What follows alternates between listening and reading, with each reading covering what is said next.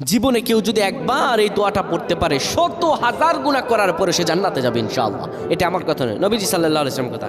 জীবনে কেউ যদি এই দোয়াটি একবার পড়তে পারছেন আল্লাহ রাব্বুল আলামিন তাহলে জান্নাত দেবেনই দেবেন, যত গুনাহ করুক না কেন, কোটি কোটি গুনাহ করুক না কেন, আমার আল্লাহ রাব্বুল আলামিন তারে জান্নাত দিবেন, জান্নাতে সে যাবে নিশ্চয়ই। এই দোয়াটা তোমরা শেয়ার করে দিবা, এটি তোমাদের ভাগ্য পরিবর্তন করে দিবে।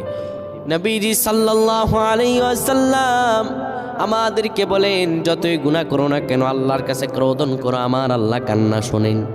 আর আল্লাহ তাআলা জানিয়ে দিয়েছেন আসরাফু আলা আনফুসিহিম লা তাকনাতু মির রাহমাতিল্লাহ।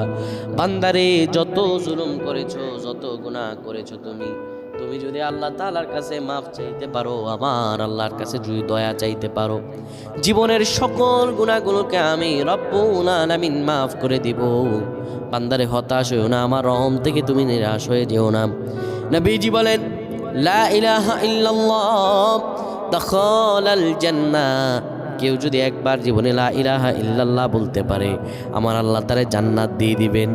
লা ইলাহা ইল্লাল্লাহু মুহাম্মাদুর রাসূলুল্লাহ যদি আপনি পড়তে পারেন, আমার আল্লাহ আপনারে জান্নাত দিবেন, আপনার জীবনের হতাশাগুলো কাটিয়ে দিবেন, আপনার জীবনকে লাবণ্যময় আর বরকতময় আমার আল্লাহ বানায় দিবেন।